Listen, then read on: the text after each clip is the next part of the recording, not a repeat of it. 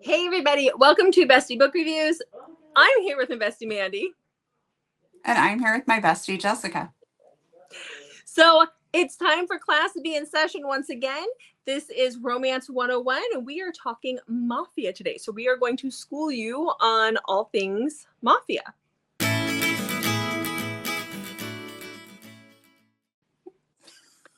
Aren't we? Why are we laughing? The way you're sitting, it doesn't look like you're wearing a shirt under that. Promise people I have a shirt on. Oh, Mandy. Oh, sorry. Make sure you hit that subscribe button. We are giving away free books all the time on our channel. So hit that subscribe button. You can also follow us on Instagram for an additional entry. All right. So let's talk about Mafia Romances. Now, this is a trope that I love. It can be on the lighter side, but it can get dark really fast because you're dealing with Mafia elements. You're dealing with really not nice guys. This is where you get a lot of forced marriages and arranged marriages, which are they can be two different things. This is where you get a lot of unaliving of people and, those kinds of things. The relationship can be very relationship based, where the book is really revolves around that relationship, or you can get more mafia elements in it, and that just kind of depends on the book. So and, when I looked up the definition, it literally says, let me just look at this one more time. It says Mafia romances are romances where one of the main characters is in the mafia. There we go. And that was there you have it, folks. You heard it here first. Yeah. And so when we say mafia, we don't just mean mafia, we mean bratva, any type of organized crime. So within mafia, you get bratva, you get the familia, which is like Italian. You have, Irish mafia. You have, there's all different kinds. You also have the cartel, which is the Mexican mafia, or Mexican crime group families. So you get all different kinds. So when we say mafia, we encompass all of it, all of those crime families. I can hear other people talking. I can't stop it. Sorry, I'm recording it at somebody else's house. So for my books, I chose to go with lighter to darker. Well, as light as you can get with Mafia. Mafia is Mafia. Like, it's always dark for the most part, but the elements kind of get a little darker as we go. Did you do the same thing? Yes. Sure you did. I can see that. Okay. So you're going to want to check trigger warnings with Mafia, though, because it's Mafia. There's dark elements all the time. I mean, in all of them, for the most part. Honestly, if there isn't, then I don't want to read it. So it's kind of like the attraction with Mafia. The guy's a really bad guy. So my favorite Mafia books are when the guy is like the head honcho, I guess, and he is not nice to anybody. The people are like, oh, we fear him, don't tick him off. But yet in his home with his woman, he is like, I love you. I will kill anyone who looks at you. You are so beautiful. Like, I like that. I like the very masculine, manly, touch her and die Mafia guy. And in typical Jessica fashion, I like him to club her over the head, drag her back to his lair, not be nice to her at all, and be like, you're mine, you're staying, done. And then someday he'll be nice to her, but not in the beginning. I want some trauma. All right. Well, why don't you tell us about your first Mafia book? I will tell you about my first Mafia book. So the first book I have was one of my very first Mafia reads in general, and that is Sweet Temptation by Cora Riley. Mandy, will you be talking about a Cora Riley book? I will. Okay. Cora Riley is the queen of Mafia, in my opinion. I have loved all of her Mafia books, but this is the first one I read. This one is a standalone. It takes place in her Mafia world. We see a couple characters from her other Mafia people world thing, but this is kind of a standalone. It's on its own. So this is the story of Cassio and Julia. And Julia is very young. She's 17 when the book starts, and Cassio is 30-ish. And his wife dies, leaving him a widower with 2 young children at home. and his youngest is like 3 months when the wife dies, I think, and the little boy is 2, I want to say, when the wife dies. And he now needs a wife. He is the underboss in the city that he's running for Luca, who I'm sure Mandy's going to talk about. And he has to have a wife. He gets pushed to have a wife. So Julia is one of the only girls who is not already betrothed because her fiance was killed. And so she is up for grabs, is how we're going to put that one.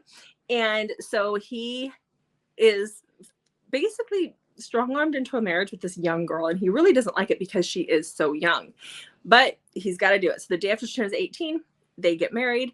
He brings her home. His house is in chaos. His kids are traumatized by what they've been through. There's a lot of things going on, and this young girl is trying to make the best out of a crappy situation. So I love this story so much. It's one of my favorite Mafia reads. I reread it all the time. It's definitely more relationship centered than it is Mafia centered, but we do get quite a bit of Mafia in it. Okay. So my first, if we're going kind of more from a lighter side to the darker stuff, I'm going to start with J.T. Geisinger, the Queens and Monsters series. I almost put them in here, but then I didn't. Oh, well, good thing. So the first book in that is Ruthless Creatures. And this is more Mafia ties. You don't see a ton of Mafia as you're reading the book. What really intrigued me to read this is that I forgot her name, Nat. She had a fiance who, right before their wedding, just disappeared. She has no idea what happened to him. It was 5 years ago. He's just gone. She's looked everywhere for him. She hired somebody to look for him. Like, she has no idea what happened to him. He has been presumed dead, but there's never been any final closure because nobody knows where he went or what happened to him or who would have hurt him. And then all of a sudden, this guy, Cage, arrives in town, and it's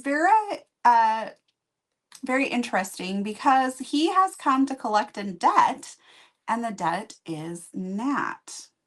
So this is that story. It is a little insta-lovey for me for Mafia, but again, this is more on the lighter side. I do believe, I have not finished the series, but I do believe as you get going in the series, it starts to get a little bit more Mafia and more darker a little bit and more into that Mafia world. So I read the whole series. The second and the third are my absolute favorites, and part of that is because it's Irish. I think the last 3 are Irish, but the second and my third, nope, the third is Bratva. He's Russian. But the second's Irish. I love the second one. The third one is my absolute favorite, but by the time we get to the third, we really start to see more Mafia elements come into play. So they're all good. They're all really, really good. Yes. You could just imagine, that's like what hooked me though. Like, her fiance just disappears. Like, that's crazy. Out of all 4 of those books, that one was my least favorite though when I really got into them. I love them. They're all great. But that one, if I had to rank them, the ones that come after just get better. They're just so good. All 4 of them are so good. So yeah. But yeah, that hooked me too when I was reading it. Like, wait a minute, where'd he go? Yeah. Where'd he go? So, okay. So my next book is very focused on the relationship between the couple more than the Mafia. And I just read this one. I picked this up when we were in Vegas. And this is Irish by Brittany Nicole. By the way, guys, I really like Irish Mafia if you haven't figured that one out yet. So this is about Frank and Ellie. So Frank is a part of the Irish Mafia, and Ellie, or Eleanor, is a part of the Italian Mafia. And when they're really young, they're friends, even though the family doesn't like them hanging out because you don't marry outside of your group. And when he's a little bit older than her, and he ends up going away when she's, in her teens, and she ends up in a marriage with the head of the Italian Mafia, who is not good to her. He abuses her, he beats her, and she has 2 young children with him when we see the book really get going. And Frank, who was the head of, or his brother was the head of the Irish mafia. He is now the head of the Irish mafia, but she believes that he is dead. Something happened, and everybody believes that Frank is dead. And so one day she gets a phone call from a lawyer saying that some family member left her this property on an island outside of Maine. And she bundles up her kids and her sister, and she flees in the middle of the night. And when she gets to the island, she gets to the house and she goes to open the door, and Frank is there. He is the caretaker of the house and he is living there. And so she is on the run from her husband. And here's this guy that she's been in love with since she was a little girl, who she believed to have been dead. And he's there. And so this is very, very focused on their relationship, but it was so good. It was so good. Right. Okay. All right. So my next one is probably another one of your favorite Mafia series. And it's definitely my favorite. What am I Luca. going to say, Jessica? You're going to say Luca. No. No? Oh, Neva Altais.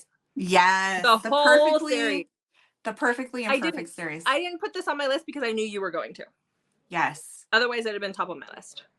Yes. It is like, it's my favorite. Like, I devoured the first 7 books and then waited for the 8th book, and now I'm just waiting for the 9th book. Yeah. And when I read them, only 6 books were out, and I devoured them within a week or so. I mean, it was just boom, boom, boom. Yeah.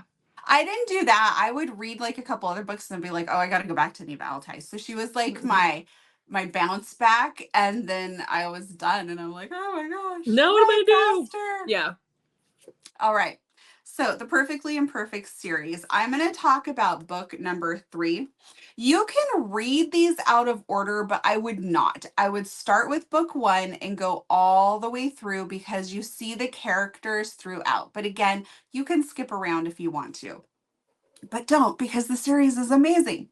So this is Hidden Truths by Neva Altai, obviously. So this is about Angelina and Sergey. Sergey is unhinged. He's probably my favorite character in this world.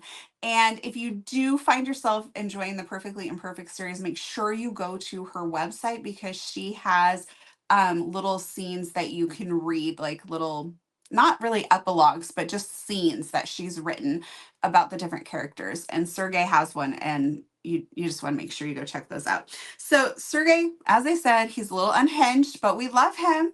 He's wonderful. So Angelina's father has been killed, and his killer is taking over their compound and is forcing her to marry him. And so she is not okay with this, and she gets snuck on a truck that is coming to Chicago, where they live. And they know that they have word that she's going to be on this truck. So they get to the truck and they're wanting to blow the truck up. But before they do that, they sneak on and get her off the truck. And Sergey, like she was already not in the greatest of health because she was very in a distraught situation. So she's not in the greatest of health. So when Sergey pulls her from the truck, she's not really with it at all. And he's like, she's mine, I'm taking her home. So he takes her home, he gets a doctor to come, and it's just such a great story of the two of them. Now, sometimes in the mafia world, you get these forced situations. This is sort of a forced situation, but it's a little bit different. And oh my gosh, it is just fantastic. But the whole series, start with book 1 and go through the whole series. You will not be disappointed. Sergey is absolutely nuts, but he is my favorite character, just like yours. I mean, the fact that he's like calling Luca up and insisting that he wants a tank. What's he gonna do with the tank? But he's nuts, and you just love him from the get-go. From the first book we see him in. When you mentioned Luca, I am going to talk about Luca, but that is from a different world. So the Luca we're talking about now is in this world, but there's another Luca we'll talk about later. If there's an Italian mafia situation, there's always somebody named Luca in it. It's a given. It's a given that one of your main characters or a character will be named Luca, just FYI. My hair was driving me nuts. I had to pull it back. Holy crap. When you let your bangs fall like that, you and Megan look so alike. Don't tell her that. She'll lose her It's mind. crazy. When you did that, She I'm hates it. sure my eyes like probably did like a thing They when you did. Yeah, no, first did it because you she hates just it. look so alike. Everybody says she's my mini me, but she hates it when people tell her that. And she can't hear you right now because I think she's upstairs watching TV. Okay. Okay, All right. So the on next to your next Mafia. I have the White Monarch series by Jessica Hawkins, and it's a trilogy, but it starts with Violent Delights. And I've talked about this a couple of times on our channel, but it's one of the first books that Jessica Hawkins ever wrote. At the time, she was writing under J. Hawkins, and now it's Jessica Hawkins. So it comes up as Jessica Hawkins. But this is a cartel situation. So that's the crime family that we're talking about here. This is about Natalia. When she's a little girl, it's the Day of the Dead. They're celebrating. They're getting ready to celebrate. Her dad is the head of the cartel, and she is a mafia princess. She's a cartel princess, and I think she's like 10 when this starts. And she is getting ready to go to the celebration in town with her family. And she talks about her dress and the marigolds and, all that good stuff. And then she goes to her mother's room and she finds her mother on the floor dying from a gunshot wound. And there's a person standing over her, and that is Cristiano. Now, Diego is Cristiano's brother. So you got Cristiano and Diego, and they were brought in to the family. Their family had been like a trader family or something, and their parents had been killed, but Natalia's father had taken the boys in under his wing. Now, Cristiano's older, and Diego is just a year or two older than her, not very much. And so she thinks that Cristiano has murdered her mother. And in order to flee, he takes Natalia and he goes through the tunnels that are like under the house, and he takes her with him. And then he, when he gets down into these dark tunnels, he leaves her there and says someone will come, and then he runs off. Well, after all this happens, her dad sends her to the United States to go to school. And then the book starts up 11 years later, and she's come home, and she and Diego are absolutely in love. And all this time, Cristiano has been on the run. But now Cristiano is being brought back into the fold. And not only does she love Diego, but Cristiano wants her. And there's some forced marriage situations going on in here. And this trilogy is good. Jessica Hawkins is an amazing writer, and I've loved everything I've read about her, but this is one of the first Mafia books that I've read, and it is so good. Just fair warning, it is a trilogy, so that means the first two books end on a cliffhanger. The first book ends on a major cliffhanger. So, but they're all out. They all have audio. You can just go from one to the next to the next. So do yourself a favor, read all three. Just have fun. Jessica Hawkins, my favorite by her is Something in the Way, which you still have not read. Haven't read. I'll read that when you read this. It sounds like a love triangle. We've already discussed. I don't like love triangles, and I don't like reverse harem. Give me anything else.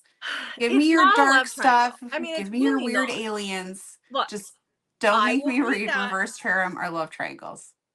It's Jessica Hawkins. So just read it.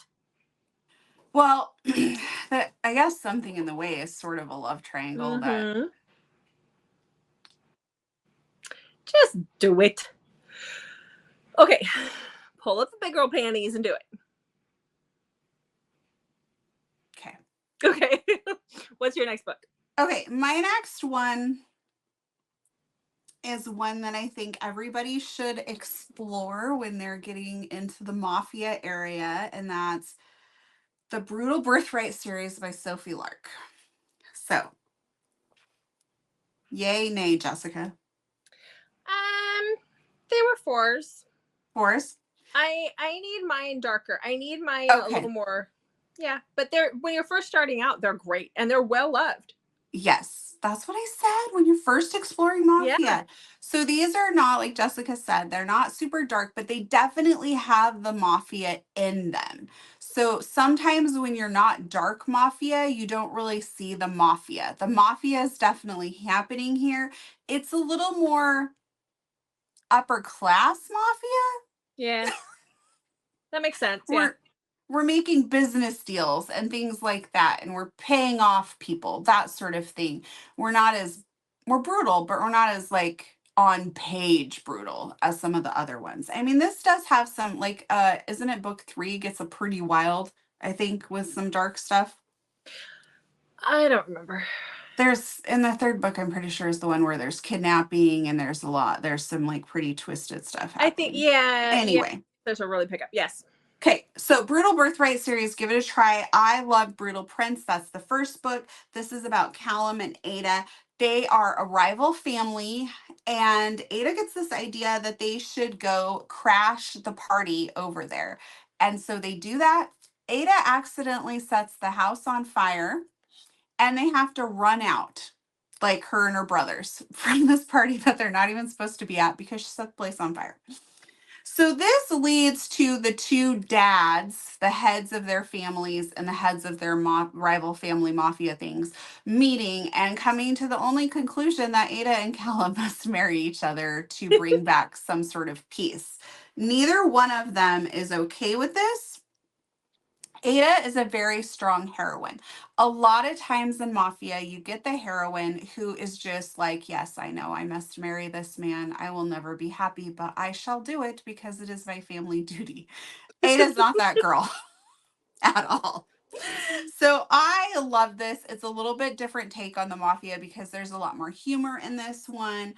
It definitely has some smut, which you do usually find in Mafia. And it has that definite enemies to lovers vibe, which I really enjoyed in this one. So loved it. If you enjoy it, keep going in the series, or you can just read that one if you want. But Sophie Lark is definitely an author to explore when you're looking into Mafia. Isn't the second one a ballerina one? I really like the second one. I thought that was the third one. Maybe that is the third one where she's taken. I think it's the third one. That's the one that I really, really like. Because it's darker. There's kidnapping. Gets a little more wild. I like my girls to get clubbed over the head and taken to where they need to go. So, yes. You know, yeah. Okay. So speaking of clubbing over the head and taking them where they want them to go, that's like my next book. So the next book sets up another series. This series is by Mila Finelli. It starts off with Mafia Mistress. The first two books are about the same. I still have to read that. The first two books are about the same character, and then we get singular books within that world about different characters. So there's 5 books out. The 5th one just came out not too long ago. So the first book is what we're going to talk about. So this is about this is Mafia Mistress, and this is about Fausto and Francesca.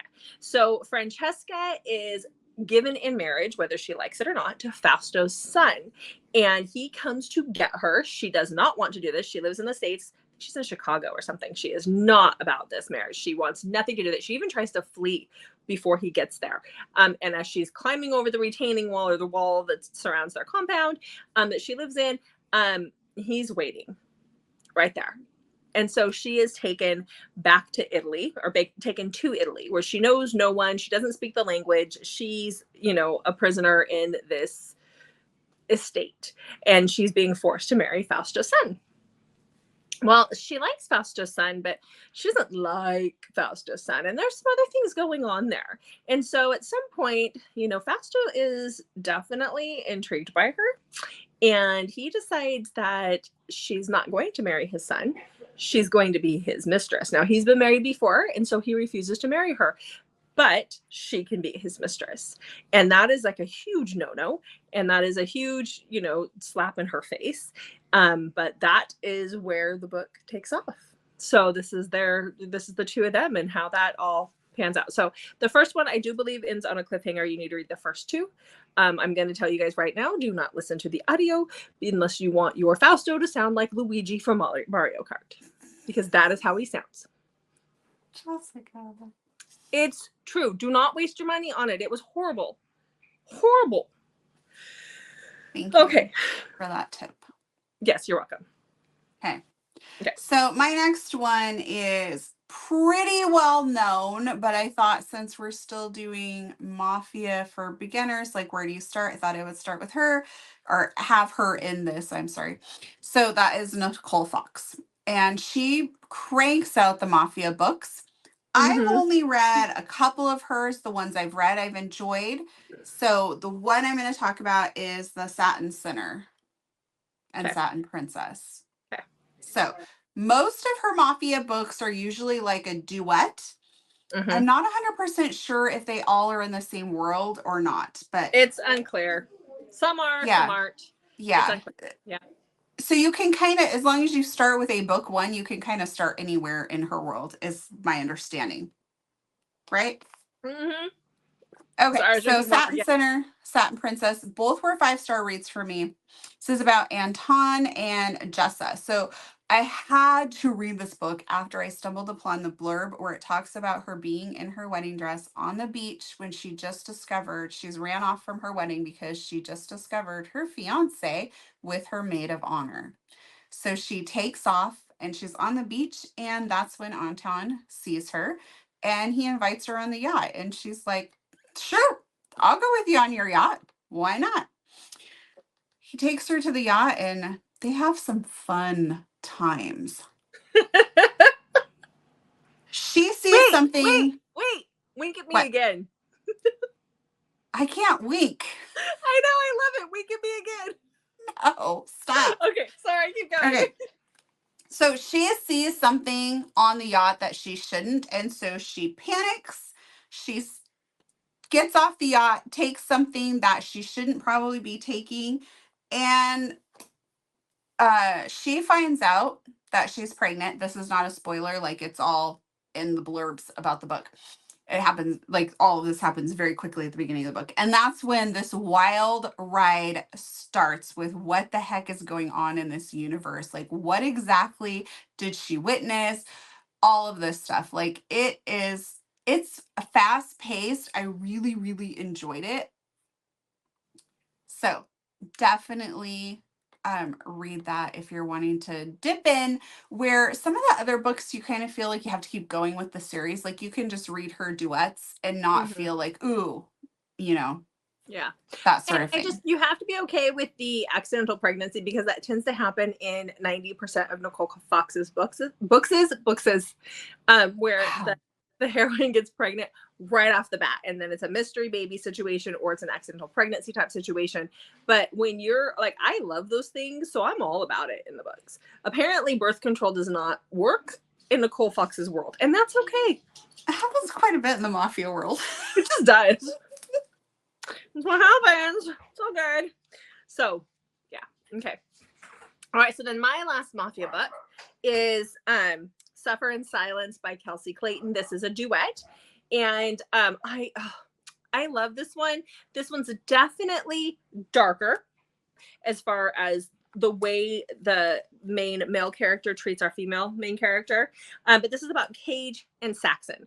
So Saxon's grandfather is dying at the beginning of this book, and he's got a heart condition. They can't save him. They know he's dying. And so she goes to the hospital to see him, and she runs into Tall, Dark, and Studley. And she, has a moment of, okay, who is this guy? And then kind of forgets it. And then she goes out to a club with her friend, and he's there again. And her friend tells her just to stay away from this guy. Her friend knows who he is. She says, he's bad news. Stay away from him. Well, what she doesn't know is that her grandfather is actually a part of the mafia. She just thinks, because she's a little bit of an heiress type situation, right? And she just thinks that her grandfather is this businessman. She doesn't realize that he's in the mafia. Well, once the grandpa dies, there's things that have been promised to Cage that are not, he's supposed to be the next one to take over. And there's some wheeling and dealing that happens where Cage doesn't get everything that has been promised to him. And so he has to act fast. And one way that he does that to ensure that he becomes the new member and that he gets what he's promised is he kidnaps Saxon and he takes her back to his compound. Now, a lot of times in Mafia, in a Mafia romance, when the guy kidnaps a girl, she gets to live in this little palace, and she has, the servants that wait on her, and she has the bubble baths, and she's treated like a princess while she's there. But that is not what happens in this book. Cage is very cruel to Saxon. All she has is a mattress. She's even allowed clothes. Barely allowed food. There's like a scene where she's ripping off her fingernails on the wall, kind of a thing. So definitely check triggers. And then there's also some other triggers in the second book that are really hard to get through. But this was a new to me author and a new duet to me this summer, and I devoured it. It was so good. I keep looking to see like what else this author has out there. So you have to question, how does someone fall in love from that? Is it a little bit of Stockholm syndrome? Maybe. Do we care? No. It's all good. So, it's It's all good. Just read it. It's one of my favorites, but it's definitely the darkest. In real life, we would care. In Oh, books, yeah. it's fiction. It's okay to enjoy stuff in I think you're on this side. fiction. What she said. I want to point this way, but I think you're on this side when we edit. What she says, it's fiction. And it's okay in fiction. We just don't condone it in everyday life. If you don't like morally gray characters, don't read it. Yeah, stay away from Mafia. Yeah. Okay, what's your last one? Okay, my last book just shuts down the entire Mafia world. It's Cora Riley. So, Luca. Oh. Okay, so go read Luca. Good talk. All right. So Luca is, I don't think you would call him a standalone. He is a companion. This book is a companion to Bound by Honor, which is the first book in the Born in Blood Mafia. Does she call it the Mafia Chronicles? Or is it just Well, Born in Blood? It's Mafia series, Born in Blood series. Yeah. So I found out about Luca when I was a few chapters into Born in Blood. And so what I did, not Born in Blood, sorry, Bound by Honor, thinking of the series. What I did is I actually read the books together. So while I was reading Arya's the only point of view we get in Bound by Honor. And this is Luca's book is obviously Luca's point of view. And so I read them together because I love dual point of view. And I loved doing that with this series. So I highly recommend doing that because you get to see like Luca does some things where we're like, why would he do that? But then we see where he's like, wow, like I really didn't think she would care. But Arya does care. And so it's kind of interesting to see his perspective of the things of why he's doing the things that he did. So totally recommend reading them together. So when looking at my notes really quick, when Arya is 15, she is promised to Luca. Luca is a little bit older than her. Like I think he's 21, 22 or something. Mm-hmm. And he's like, oh, nothing's happening here until she's at least 18. So when she turns 18, they get married. And Arya is that Mafia heroine where I was like, she understands what she has to do and she's the dutiful daughter. I don't think that makes her a weak heroine in this. Cora Riley writes her. She's still a strong heroine. She stands up to Luca. And throughout the series, we see her stand up and take some big risks. So I definitely wouldn't call her a weak heroine. She just understands her role in the Mafia world and she is okay with it. And I mean, she's even maybe a little bit. It's all she knows. Yeah, it's all she knows. And she wants to make everything work out. Mm-hmm. And there's, Luca, I'm trying not to give away spoilers. Luca was raised in a world that was extremely violent towards women. And he is determined that he will not mistreat any women in his world. Like he does not have the best upbringing. He's raised like by a pretty brutal man and he's determined that he will not be like this with his own wife. So he doesn't really know how to behave in ways and how to treat her. He just knows how he will not treat her, if that makes sense. So this is their story of an arranged marriage, a man who is taking over a very brutal world, who just knows that he will not treat his wife with that type of brutality. He has a brother, Mateo. They are hilarious together.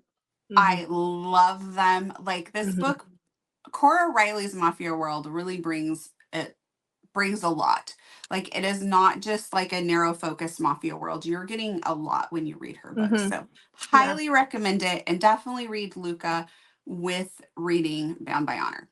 And I think, for me, Cora Riley was one of the first Mafia worlds that I got into, and I read them all. And when I got into it, like she has a spinoff, which is her Kimura Chronicles, which are my favorite.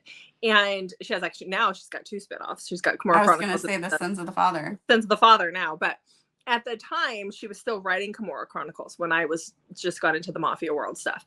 And they just, first of all, they get better and better. And so, and I think Bound by Honor is the only one that doesn't have dual point of view. I could be wrong. The first couple might not have dual point of view, but eventually they start to have the dual POV on there. But that is like, it is very hard to find a Mafia world that compares to what Cora Riley has done. For me, she's the original. She's the best. And it's just really hard to find something that gives you the feels where you want to read the whole series right now. You devour each book as you get to it, and you just can't put them down. And that's what we get with her world. Always have. I would say Neva Altai does that too pretty well. Neva Altai does it too. I still think because Cora was my first, she's always going to be top dog. Yeah. Yeah. So, all right, guys. So that is Mafia 101 for you. All right. What's their homework? Go try a Mafia book. And then let us know which one you've tried. If you Yes. if you've read a Mafia that we haven't talked about and you haven't talked about us like, or haven't seen us talk about it, put it in the comments below if you think it's something that we need to try. But let us know if you try any of these Mafia books. Yes. And tell us, what do you think about the trope of Mafia? After you've watched this video, is it something you're going to try, or are you like, not for me? Let us know all your thoughts on Mafia, and then make sure to check back on Mondays, Thursdays, and Saturdays for new videos from us. And then, of course, Wednesdays through the rest of 2023 for Romance School 101. All right, guys, we'll see you next week when Romance 101 will be Motorcycle Club. Is it MC next week? Yes. Okay. We're getting close to being done with Romance School. So next week, Romance School will be MC. So for today, class is dismissed. Go do your homework, and we'll see you guys in the next video. Thanks for watching.